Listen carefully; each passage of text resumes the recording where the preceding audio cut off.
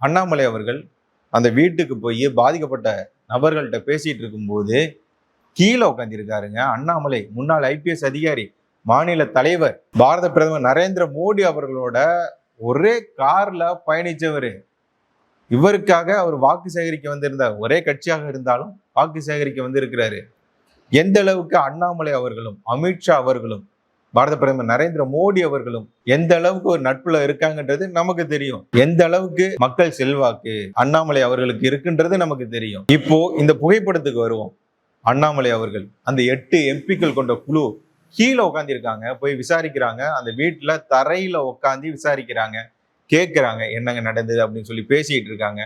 பக்கத்துல ஒரு சேர்ல அந்த வீட்டை சார்ந்த ஒரு உறுப்பினர் வந்து உட்காந்துருக்காரு, சேர்ல உட்காந்துருக்கிறார். ஆனா இந்த எம்பிக்கள் கீழே உட்காந்து இருக்கிறாங்க. அண்ணாமலை அவர்கள் முன்னாள் ஐபிஎஸ் அதிகாரி அவர்கள் கீழே உட்காந்து இருக்கிறாங்க, கேட்கிறாங்க, என்ன நடந்ததுன்னு விசாரிக்கிறாங்க. இந்த மாதிரி இந்த திராவிட கட்சியில இருக்கிறவங்க யாராவது போய் வீட்டுல உட்காந்து பேசினதா, சாப்பிட்டதா கேள்விப்பட்டிருக்கீங்களா?